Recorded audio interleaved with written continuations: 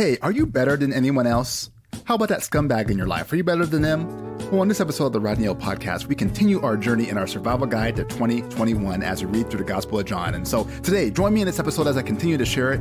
And I hope you guys share it as well to other people. And on this episode of the Rodney O Podcast, I'm going to teach over and explain why you shouldn't think you're better than anyone else. So stay tuned and welcome to the Rodney O Podcast.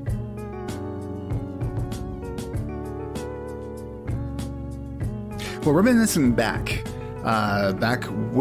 back to my junior high days, there's an embarrassing moment that I have that I remember. And as I think about this moment, I'm like, oh my gosh, Rodney, what was wrong with you back then? Because I mentioned before in my previous podcast, I was a musician, I played drums, and I had some natural talent, which is good and which is bad. Because I used my natural talent and just rode that all the way until I reached the peak. And the thing about having natural talent is you have a peak higher than other people, but with hard work, right, other people can catch up to you, right? And so I was one of those people who had talent but failed to do hard work. So the hard work beat the talent.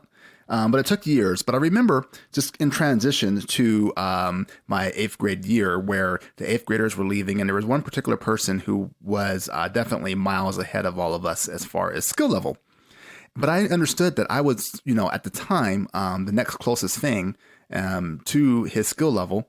And I remember I was going around because I was one of those, socially awkward people and didn't know necessarily how to communicate to other people and how to relate. And so I was, just coming out of shyness from elementary school and just as a matter of fact, thought, it wasn't offensive to write in people's yearbooks and to tell people that, hey, next year, we're gonna have a good drum line. I'll be number 1, you'll be number 3. I'll be number 1, you'll be number 2. You'll be second. That's pretty good, right? And just the reaction to their faces when I was surprised, I was shocked. Like, why are they reacting this way? Did I say something that was untrue? And it just had this sense and this feeling that, in the mindset I had that I thought I was better than everybody else. And you know what? You can get into semantics and you can get into analyzing it and saying like, well, were you?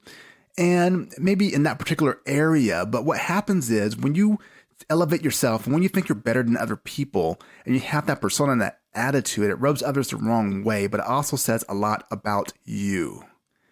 It says you may have some insecurities that you can't admit where you may be flawed, where you do things to puff yourself up. So now you have to look at yourself in the mirror and say, I'm a flawed person.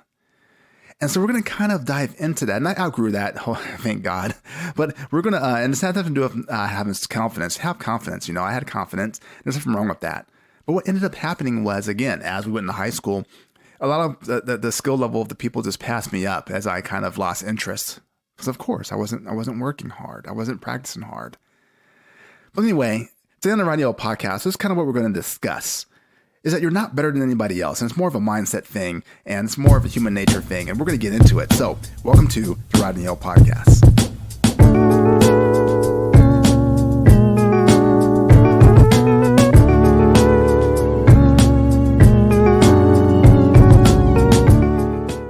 Well, today on the Rodney O Podcast, as we continue our series titled Survival Guide to 2021, John's Instruction Manual, look at today's topic as I titled, You're Not Better Than Anybody Else.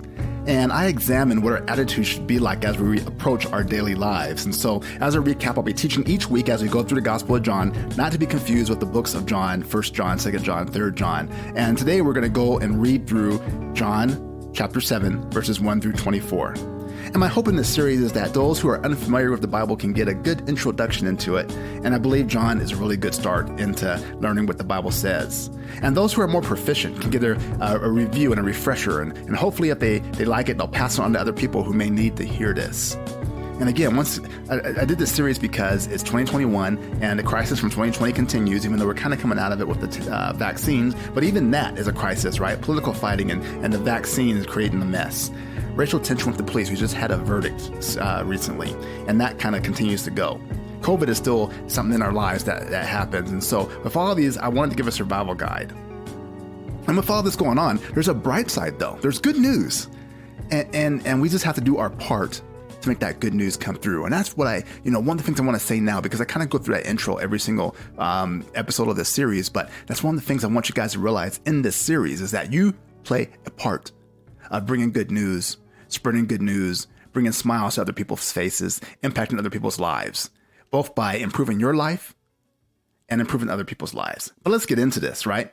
Because in this day and age, we usually find people that kind of fall into two different categories. One is kind of the hater category, and one is kind of the show-off category. I mean, believe it or not, they are simply one and the same when you think about those two, right? The hater wants to elevate and justify what they're doing. They want us to show you that their life is better than yours. And the way to do that is to tear you down. Now, on the other hand, the show-off wants to kind of show that they made it, right? That they're doing big things, right? They're the big man on campus. They've arrived, right? That they're doing better than you. And then that they tear you down every single time the chance they get when they talk to you and say like, you need to work harder. You need to do this. You're not doing enough. Look at me, right? The show off. But why do we have this in our culture? And I think one of the main reasons is there is something about each and every one of us that wants to justify ourselves. We want to be seen as, hey, we're making it and that we're doing fine and that we're okay and we have everything together. Look at us. We don't want to be known as a person who is a bad person, or a person who's a scammer, or a person that does things that are bad. In the previous two podcast episodes in this series, I talked about being your true self and what happens as a result of being your true self. Because it may mean you may lose your friends. But one result of becoming your true self is that you are going to have to admit that you are not perfect, that you are flawed, that you are not better than anybody else. And we may have a hard time admitting this. Somewhere in our upbringing in our society, we are taught to not show weakness, especially in men. Right? We are taught that we need to pull ourselves up from our bootstraps so we can make it, right? That we can survive. It's engraved in our minds that failure is a bad thing. And I'm not saying that we don't strive to be better or we don't strive to be great. I'm saying that we need to be honest. We need to be real with ourselves and other people. And sometimes pride stops us. It's a barrier. Pride won't allow us to do this. We'll admit the good and great things about us and the great things we're doing and the good things that we're doing and good things that are happening to us, but nothing else. We will point out the bad things in other people and use that against them in order for us to maybe feel better than them. I mean, the truth is, when it comes down to it, we are no better than the next person because we are all flawed in some way. Because that's what it is to be human. So I have to ask the question, why are we flawed? Well, we are flawed because we are human. And as a human race, we have to own the fact that we are not perfect. We need to know that each person has their own hangups, their own vices, their own negative tendencies, their own guilty pleasures, their own whatever that is not good. And we often point out a flaw or imperfection in someone else, but we don't like to admit our own. Once we embrace this fact that we are not perfect, this fact that we have negative tendencies, the fact that we are all flawed, I think we will feel more free and we will be able to get a hold of our imperfection, which will allow us to move forward and progress in life. Now, I will say that this idea is based on my faith and belief in God. I mean, the whole system of my faith is believing in this thing that I'm teaching right now. The world is flawed and it isn't what God originally intended for it. But he made a way for us not to stress about our imperfection. You see, he made everything perfect. He made everything right. And he gave us free choice. He did that for our benefit. Can you imagine not having free choice? Can you imagine me not having the ability to be upset? He loves us so much that he gave us free choice. And because of that free choice, there were some bad choices that made this world not perfect the way he made it. But guess what? He did something, right? He did something so we don't have to stress about our imperfection and worry about it. Because through God's son, Jesus, the giver of life, the light, we are made perfect. And because of that, this relieves us of all stress and all pressure. I mean, does this mean that we can enjoy doing bad things and evil deeds? Of course not. Our freedom was paid for and it cost everything. It cost the crucifixion of Jesus. And because of that, we are free. So we don't stress about being perfect, but we strive to live a life worthy of the price paid for it. Only when we strive to do this will we be fully able to use our God-given gift and make a difference. Only then will we have fulfillment in life. Otherwise, our lives are darkless and pointless. I said it wrong. Our lives are dark and pointless. You see, even if we are made perfect through Jesus, when we continue to do our bad deeds purposefully, when we stay a slave to darkness, when we continue to just ignore the fact that we are flawed and continue to say like, you know what, well, we don't have to stress about it, so I might as well do something that is wrong, that is bad. You see, when we do that, we are a slave to a horrible, unfulfilled life. We are a slave to doing that. I mean, can you imagine a slave being set free, but then that person decides to stay a slave? That would be silly and pointless. And it's the same thing for us when we don't embrace the freedom given to us as we strive, not stress, but strive to leave the bad deeds behind. Because internally, I'll say this, because, natural tendency is to try to justify ourselves and say, you know what, I do this, but it's not as bad, or I do this and I don't think it's bad. And I think that is a trap.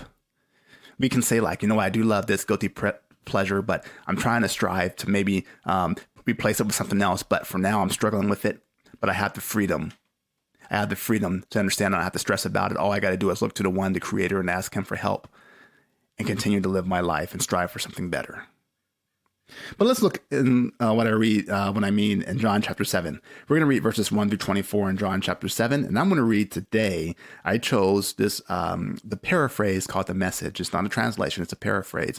And I like the way they kind of lay things out. So I'm going to read from John chapter 7, verses 1 through 24, the paraphrase called The Message. It says this. Later, Jesus was going about his business in Galilee. He didn't want to travel in Judea because the Jews there were looking for a chance to kill him. It was near the time of the Tabernacles, a feast observed annually by the Jews. Side note, he revealed who he was, became his true self. And look what happens, right? Sometimes people are your enemies when you say and you do the right thing. You say who you are and you reveal your true self. Let's continue on. His brothers said, "Why don't you leave here and go up to the feast so your disciples can get a good look at the works you do? No one who intends to be publicly known does everything behind the scenes. If you're serious about what you're doing, come out in the open and show everybody, show the world." His brothers were pushing him like this because they didn't believe in him either. Side note, see, when you reveal your true self, sometimes your closest friends and your relatives aren't going to believe in you. They're just not. And it's kind of a mockery. Hey, you know what? You're doing these good things. Why don't you do them in public, right? If you think you're so hot, if you think you're this Messiah dude, then guess what? Go in public and do those things. See what happens then. Continue on. Jesus came back at them. Don't crowd me. This isn't my time. It's your time. It's always your time. You have nothing to lose. The world has nothing against you, but it's up in arms against me. It's against me because I expose the evil behind its pretensions. You go ahead. Go up to the feast. Don't wait for me. I'm not ready. It's not the right time for me. See, he's sitting there saying like, hey, you're part of the system. You're part of the society. It's on your side. It's against me for whatever reason because I revealed my true self. I'm going against the norm. Think about it. When you go against the norm and you do your own thing and you do what's best for you, what happens? If you're younger, parents kind of sometimes may say like, we ain't backing you up. We want you to go this route. Your friends may say, who do you think you are? Right? That's what happens. Verse 9. He said this and stayed on in Galilee, but later, after his family had gone up to the feast, he also went. But he kept out of the way, careful not to draw attention to himself. The Jews were already out looking for him, asking around, "Where is that man?" There was a lot of contentious talk about him circulating through the crowds. Some were saying, "He's a good man," but others said, "Not so. He's selling snake oil." This kind of talk went on in guarded whispers because of the intimidating Jewish leaders. They were divided on who he was. Continuing on. With the feast already half over, Jesus showed up in the temple teaching. The Jews were impressed but puzzled. How does he know so much without being schooled? See, when you reveal your true self and you show people who you are, you show them that you know what you're doing, that you're fully in who you are, and you can kick some knowledge, They'll be impressed. Even your haters will have to admit, like, among themselves. I can see they were whispering like, oh my gosh, this dude, man, he's legit. He knows what he's talking about. Like the things that are coming out of his mouth. I can't believe what he's saying. Listen to him. All right, continuing on. Jesus said, I didn't make this up. What I teach comes from the one who sent me. Anyone who wants to do his will can test this teaching and know whether it's from God or whether I'm making it up. See, that's the thing when you tell the truth and you have real knowledge. People can test it out. They'll find out you know what's up, right? That you're telling the truth. Continue on. A person making things up tries to make himself look good. Ooh, that is a good line. A person who making things up tries to make himself look good. Always showing the best self. Always trying to show that, hey, I made it, right? Fake it till you make it. Does it hit home? Continue on. But someone trying to honor the one who sent him sticks to the facts and doesn't tamper with reality. It was Moses, wasn't it, who gave you God's law? But none of you are living it. So why are you trying to kill me? The crowd said, you're crazy. Who's trying to kill you? You're demon possessed. Jesus said, I did one miraculous thing a few months ago and you're still standing around getting all upset, wondering what I'm up to. Moses prescribed circumcision. Originally, it came not from Moses, but it was from his ancestors. And so you circumcise a man dealing with one part of his body, even if it's the Sabbath. You did this in order to preserve one item in the law of Moses. So why are you upset with me because I made a man's whole body well on the Sabbath? Don't be nitpickers. Use your head and heart to discern what is right, to test what is authentically right. And let me break that down for you, what I just read, because this is so powerful.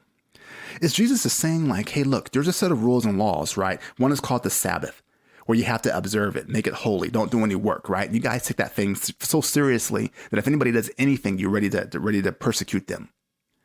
But then on the other hand, you have the law of being a Jew. You know, everybody has to be circumcised. And so you're following that quote unquote ritual to the T, even if it goes against the law of the Sabbath. So he's sitting there saying like, you guys are up in arms about something I did a few weeks ago. I healed on the Sabbath, right? And I did some good work. I did good because of who I am. And you guys are saying I broke the law. And just a note, Jesus didn't break any laws. So what, and when I say laws, I mean like 10 commandments, or he didn't sin. He didn't do anything wrong. So what a head trip, right? He did something on the Sabbath where God said, keep the Sabbath holy. So it's not always black and white with sin, is it? With bad deeds, it's not always black and white, because here he is, he did something good on the Sabbath by healing a man, and they want to get rid of him because of that. You broke one of God's laws. But therefore, they're following the law of Moses because they hold Moses to high esteem. Moses was like the hero at this point in time as far as an ancestor, right? Because he led the Israelites out of Egypt. So anyway, they looked at Moses in high regard. And they said, we got to follow the law of Moses, even though it didn't come from Moses, it came from his ancestors. But they're saying, we got to follow this whole thing about circumcision. And so we're going to follow this law because Moses said it, even if it goes against the law that God set forth. So in that situation, who is doing the wrong?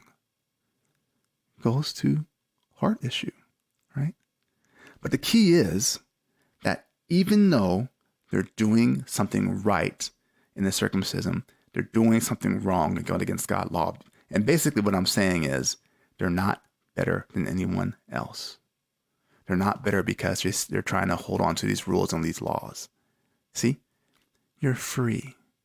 Don't try to hold on so strict and stress about doing right or wrong. Do good. Do what God calls you to do. Do what your God-given gift says. You see, this all means that we want to justify our own actions by making them seem legit while talking about somebody else's actions. We tend to look at ourselves as better than other people. Those people are those criminals, is what we say. Often, if we are in the same situation, we would fall into the same category. You know, watching a documentary on the cocaine problem, the drug problem that's been around since the 80s, right? Not going away, staying the same. When you look at the farmers in Colombia, you have a government that isn't really strong. It's kind of shaky. And then you have the drug lords who are making all the money. And if the farmers, you know what they do if they don't harvest the cocoa plant? You know, then they can't feed their families. If they try something else, then they may be killed. So what option do you have? If you're in that situation, and you can say, oh, these bad farmers, look at them, harvesting bad drugs that are coming to the USA. They don't have a choice. If you're in that situation, what do? You may fall into the same category, which is why don't always make yourself better than other people. Don't try to justify your own actions by making other people's actions seem bad, even if they're doing something wrong. We shouldn't try to justify ourselves. And if you don't believe this, think about a criminal, a lowlife. Do you think you're better than them? Now, it's radical thought because in many ways you just may be. But if you're truly honest and think about some of the horrible things you've done, even if no one knows about it, there's the hush-hush you've done in your life, you will see that you aren't perfect. The only way we seem to justify ourselves is we say, hey, the worst I've done is nowhere near what they did. And this may be true. You may find somebody who's the worst scumbag on earth, right? Did some horrible things. You may not have done anything close to that. But here's the key, and here's where the human race lies, right? And here's an example. Ask yourself, is going 66 miles per hour in a 65 mile per hour zone still breaking the law? Is it still breaking the law if you went 110 miles per hour in a 65 versus a 66? Now, one's way faster, one may be more dangerous, but you're both breaking the law. One is not better. You may argue that 110, hey, that's much more worse. But then again, you're justifying yourself to make yourself feel better, even though you broke the law. You still have to say, I broke the law. You're just saying, I didn't break it as bad as them, so that makes me justified. No, you can't justify yourself because you both deserve punishment. You see, we need to stop looking at ourselves as better. And again, once we embrace this, we become free. We're no longer slaves to the vices and the things that hold us back. We have a different outlook, a different mindset in our lives, and we become more grateful. But I'll leave you with this. If we don't care and you continue to think that we're better, then we are likely to fall into a trap as our bad deeds will probably get worse and worse. I mean, think about the frog in the frying pan scenario, right? If you put a frog in a frying pan, they say if you turn the heat up very slowly, he'll sit there and he'll just cook because he doesn't realize how progressively worse he's getting. But if you were to throw him into a hot skillet, he's going to drop out. So a lot of times with us, the way we get bad, the way we do bad deeds is we kind of get in that frying pan. We kind of just start off really slow and really innocent. We justify ourselves and it gets worse and worse and worse until we look up and we're like, how did we get here? So what do? Here's some things I'm going to leave you guys with. First, be honest with yourself and admit you're flawed. Admit who you are. Be true to yourself. Next, embrace the fact that you are free and no longer a slave to your vices, bad deeds, and whatever negatives may be. You don't have to do those things. You're free from them. Strive to be better. Not stress, strive. And third, continue to look for God to see how He is going to use you, and so you can have a successful, productive, fulfilled life that helps other people. Well, please feel free to dialogue with me. My YouTube channel, Rodney O, shows that I am living what I speak. Please be sure to subscribe to that channel. The link is in the podcast description, or you can simply go to YouTube and search Rodney O. Remember this. I want to inspire, encourage, and motivate all of you guys as you navigate this journey that we call life. Thanks for joining me, and I will see you guys in the next one. Peace.